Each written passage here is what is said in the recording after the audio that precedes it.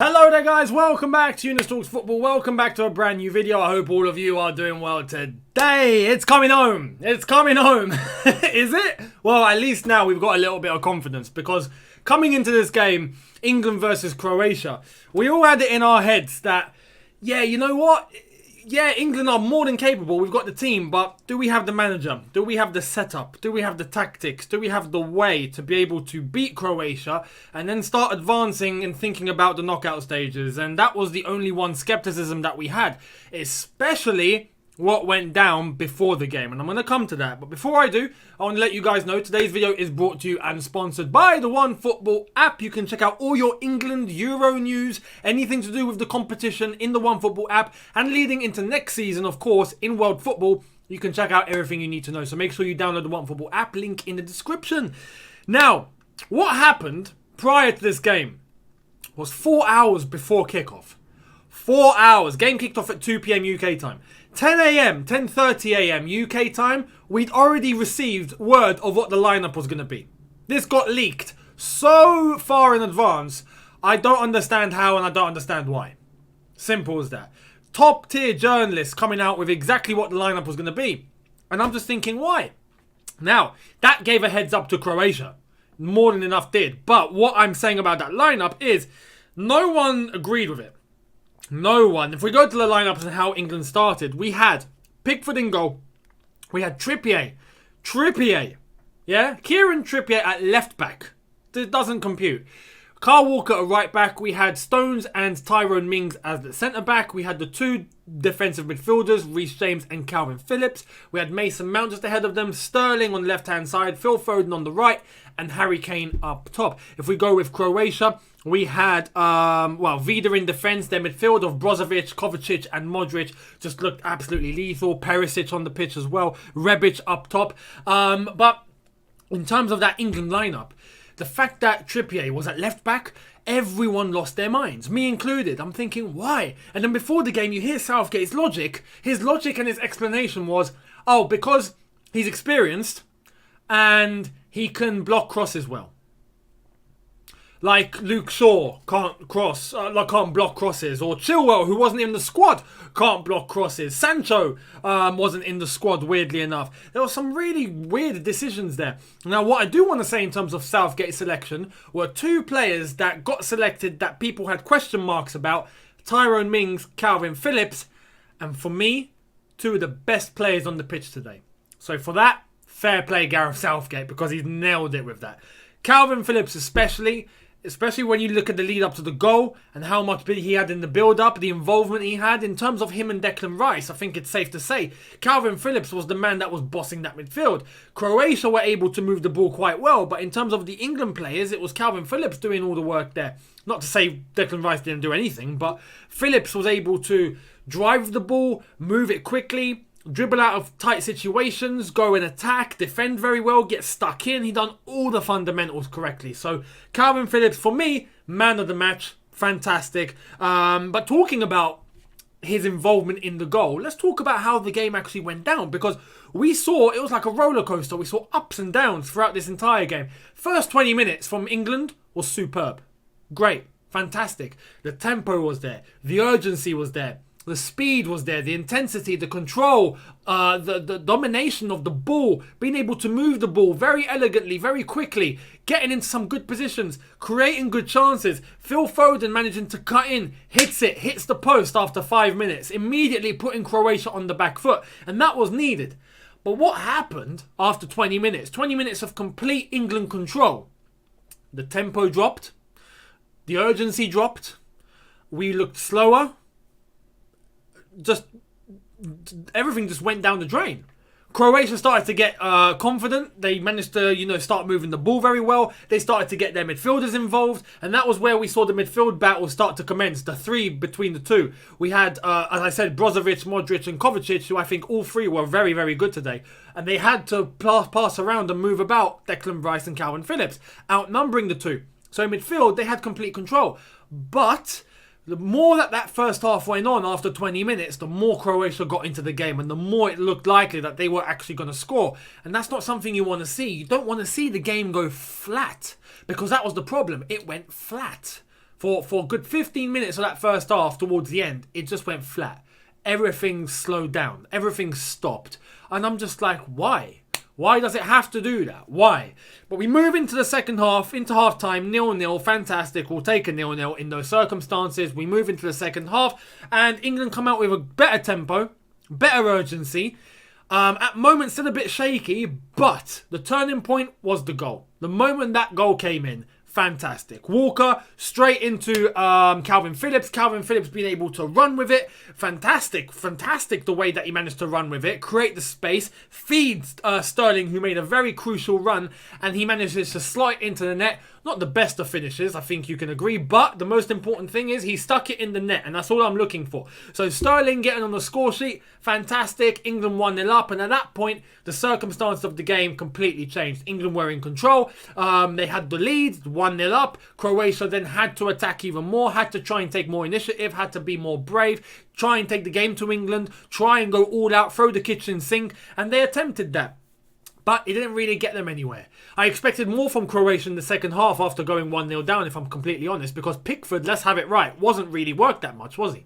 And that's the thing. I thought Pickford would be tested a little bit more, but he wasn't. I thought Perisic and Rebic especially might create a little bit more turbulence, but I felt like getting the ball to them in areas where they got space didn't really happen. Anytime they managed to get the ball, they were immediately surrounded by England men, and especially players like Tyrone Mings. Let's talk about some individuality today, because I've already mentioned Kalvin Phillips, for me, man of the match. Fantastic. Tyrone Mings was the one defender in that back line today that I could say looked flawless.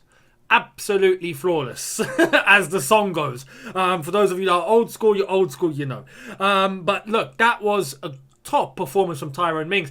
And as I've said, he was one of the ones that had a question mark over him, because people looked at the lineup and thought, Mings, Phillips, what are they really going to perform at that level that we need them to? They did. They really did. Mings looked solid, threw his body on the line, looked physical, got stuck in, progressed the ball quite well, was passing the ball quite well, didn't create any mistakes. You look at Walker and the mistakes that we saw from him in terms of offensively, in terms of passing the ball. Defensively, he looked good. I've got nothing against Walker. But going forward, we saw him lose the ball a couple of times. Trippier, I'm not even going to blame Trippier. He shouldn't have been on that left-hand side in the first place. He's a right back. Yeah, and he's an in and out right back. He had no business being left back, but you saw the couple of errors from him. I'm not blaming him for that. Southgate should not have played him there. It's as simple as that.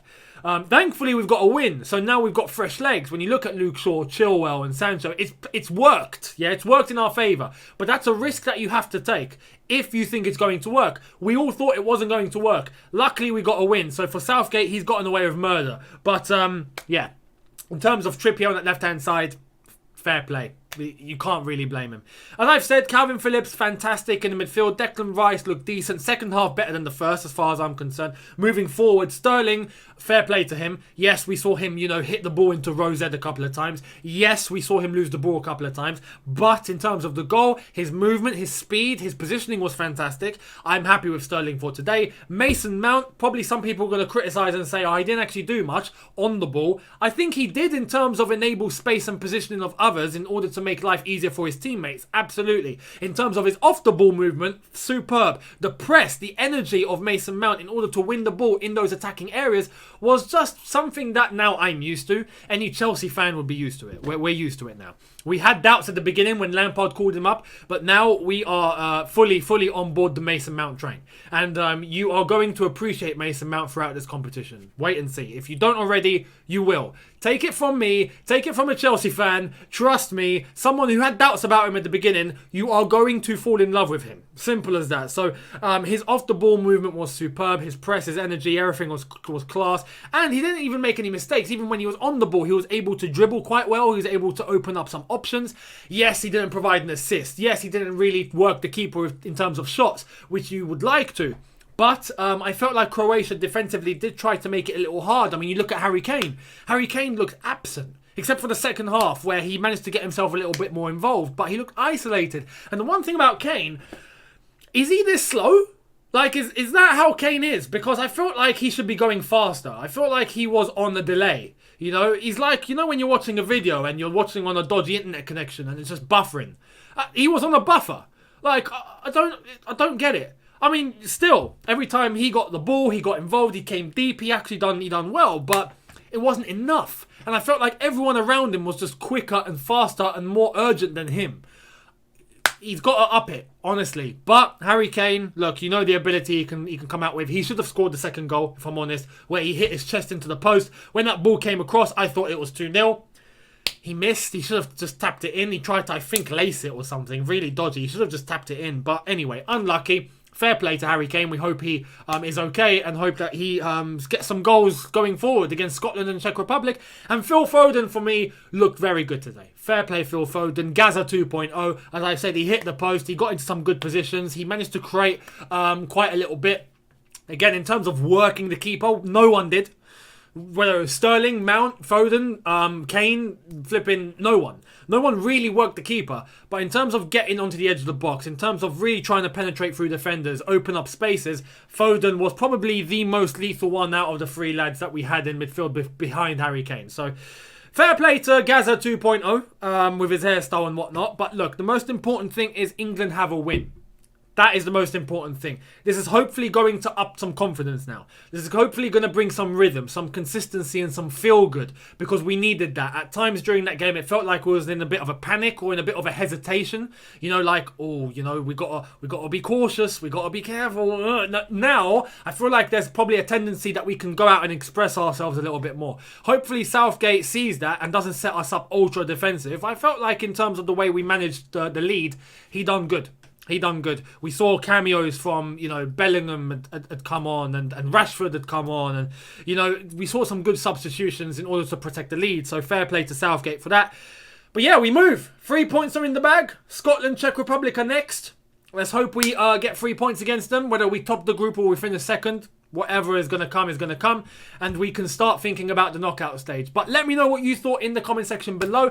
How do you feel about it all going down? Did you enjoy the game? Are you happy with a 1-0? Are you happy with just the win? Or do you expect more? Because as far as I'm concerned, I've already mentioned, I'm happy with a win. I'll take a 1-0 right now.